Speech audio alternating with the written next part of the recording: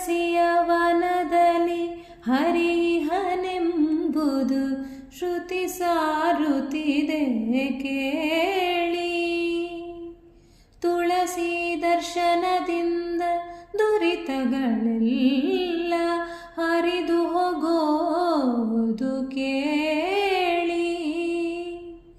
ತುಳಸಿ ಸ್ಪರ್ಶನದಿಂದ ದೇಹ ಪಾವನವೆಂದು ನೀವೆಲ್ಲ ತಿಳಿದು ಕೇಳಿ.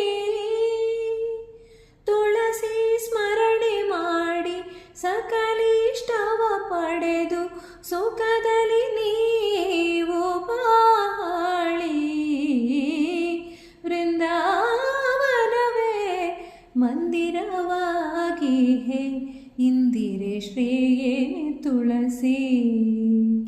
ನಂದನಂದನ ಮುಕುಂದಗೆ ಪ್ರಿಯಳಾದ ಚಂದದ ಶ್ರೀ ತುಳಸಿ.